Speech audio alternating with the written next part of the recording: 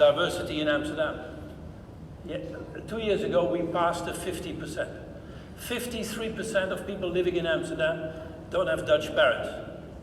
I was in Miami last week and it had a sign, "We speak English here." And they lied. It was all English, it was all Spanish instead of English. That's where the world is going. If I listen to this discussion, the inclusivity of females at the workplace in Saudi is a fantastic sign of the importance of diversity. Now also, diversity needs to be a business case. Obviously, you don't do diversity for the fun of it. What I would like to highlight is that the problem of diversity is we get a diversity of diversity. If we look at America, there was a gender studies and there was a gender thing in the company, or a national thing, or it was today about generation. May I ask you, if you have a young American female talking to an old Nigerian male, what is causing the problem? Now some people might say the female, because they always cause trouble. No, it's the interaction between all of those, because the role of females, of young versus older people, are different in different cultures. And that makes it quite difficult. Now, the paradigms that we offer for diversity, so one issue is we get more diverse, and most of our models are culturally biased. If you look at the leadership literature, there are only 300 books written every year, of which 150 books are the revised edition, meaning for an American author that the previous one didn't work. Let me give you one example. What was the most quoted competence of a leader about 10 years ago? You can Google it. It was courage. A good leader has courage. Another word for an idiot, right? What is it today? It's caution. Now I have good news for you. Courage doesn't work and caution doesn't work. Right? Or is it vision or execution? Both don't work. The issue is, how do you combine the two?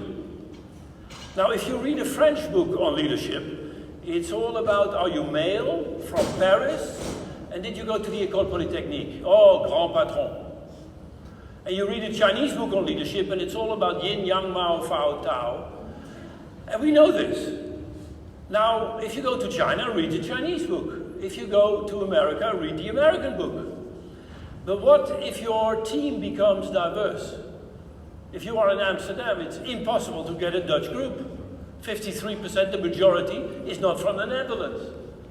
Do you go top down? Do you go bottom up? Do you go vision or do you go execution? And we need a new paradigm. The other big challenge is that our models are bipolar. Now the icons of bipolarity are MBAs, in the Netherlands better known as mediocre but arrogant. and I have one, by the way. And an MBA is quite interesting because you ask them the famous MBA question, why would an organization centralize and why would it decentralize? Now, how do you recognize an MBA?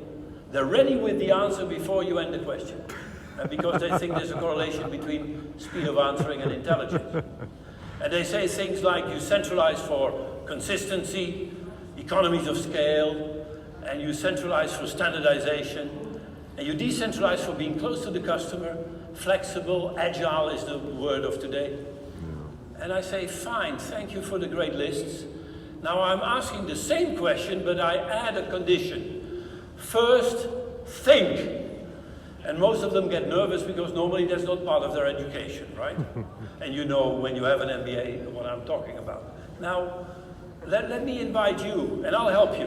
What is the only reason for a company to centralize and the only reason for a company to decentralize? And I don't want to hear that McKinsey needs work, because they always say the opposite. Okay? Now, obviously, I'm not interested in your answer, in view of time. But what I want to hear after my introduction, and after the workshop that we will do after the book signing, is that the only reason for centralization is decentralization.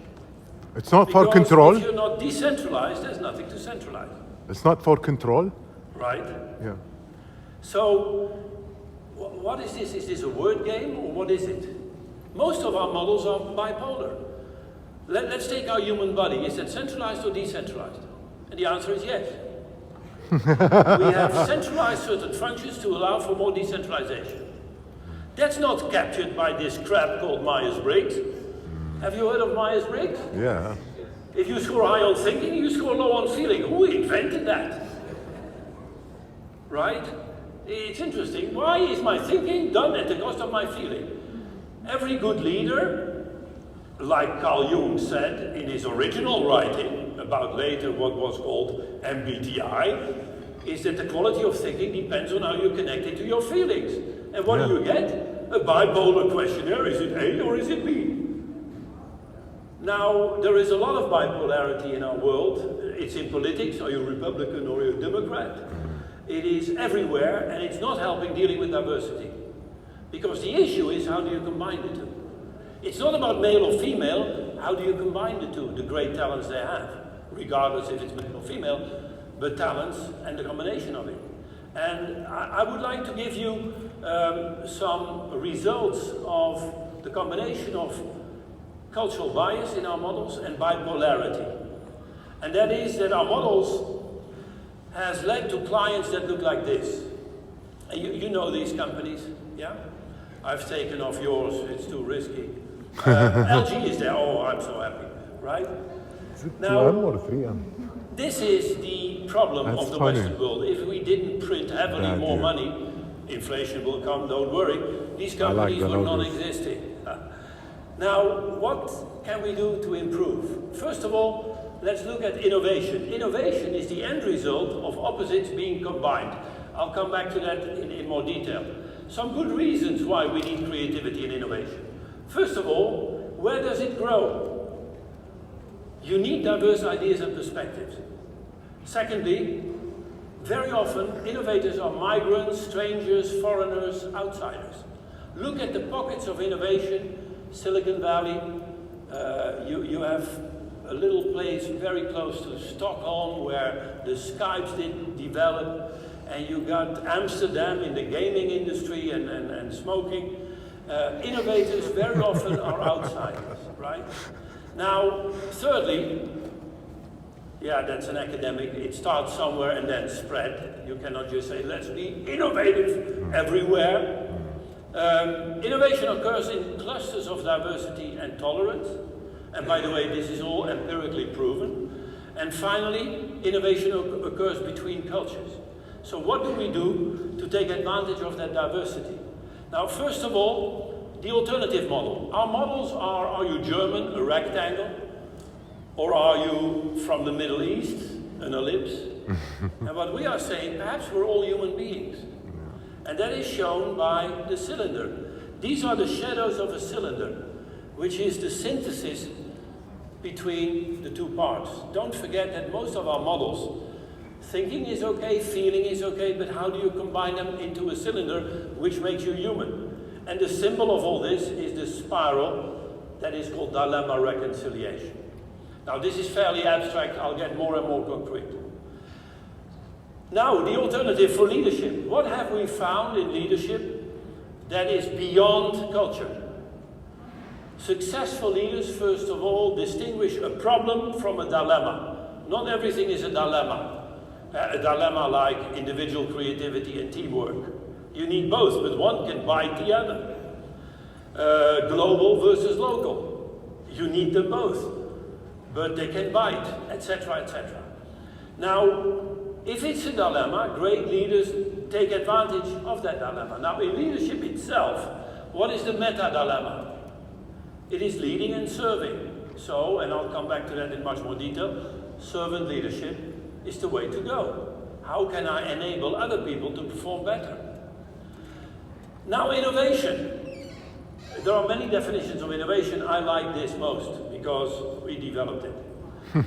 Innovation is combining values that are not easily joined, therefore scarce, therefore profitable. Innovation is always about getting values together that you never thought could be combined.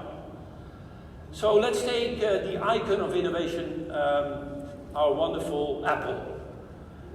They once had a laptop They ripped off the keyboard, they sold you the screen, they called it an iPad, and now they're making money by selling you the keyboard.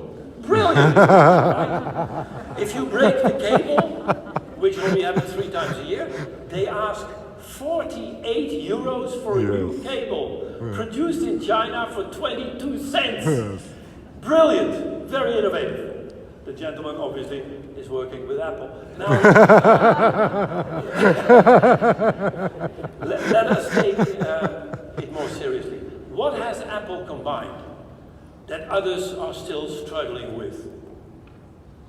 They have combined aesthetics, beauty, with functionality. Everything that is functional is also beautiful. And let's take the iPad. It's a beautiful glass plate with no frames, so if you swipe it, you don't break your nails, right? Let's take Formula One, and the last one was in Abu Dhabi, not long ago. What is the basic dilemma of Formula One? Speed and safety. Now normally in the car industry, you separate. You have the power engine, and you have the safety department, and they never talk to each other. Every engineer in Formula One will say, how can I take advantage of the speed to make the car more safe? And that's very counterintuitive. And aerodynamics is one of the answers, which we call reconciliation. Aerodynamics uses the speed for creating more downforce. Now that's interesting. So, my summary of all this. The world is getting more diverse. It's a great opportunity because it might lead, as one of the essential factors, to more innovation, but our paradigms suck. They oscillate from one extreme to the other. Leadership is about courage, then it's about caution. Leadership is about vision, then it's about execution. And my point is, we need models that combine the two, and that will also help the gender discussion. It's not only about male and female, it's about how do you combine the two, and as you know, as human beings, it's one of the most important differences, namely to create children. Now, if you look at the literature of innovation, there are always 3 issues on a fairly high level of abstraction mentioned. First of all, you need diversity, otherwise no innovation, and that's obvious, because the values have to come from somewhere. At the same time, inclusion and quality of leadership. And a great leader, like a good parent, a father or a mother, says, yes, we're diverse, but we eat at 6 o'clock. It's a Dutch family, by the way. The Spanish have breakfast then. Now, it's kind of interesting that you need both. And if you like a picture, inclusion, like shared values, is about the nail that allows you for more diversity. That's the pendulum. And the quality of the rope is leadership. A leader says, yes, this is what we have in common, and that's why we can take advantage of diversity. Now, how do we do this? Because still it's very abstract. First of all, we asked you to fill in. By the way, we got 23 people who took the time to do so. Thank you. And we will take advantage of that. This is some of the outcomes. We want to improve our internal processes. We want to reserve the traditional organizational field. It's very known as the change paradigms dilemma. We need to keep what we have and at the same time change, etc., etc. We want to increase reliability. We can't delegate authorities. Now, be careful. Try to find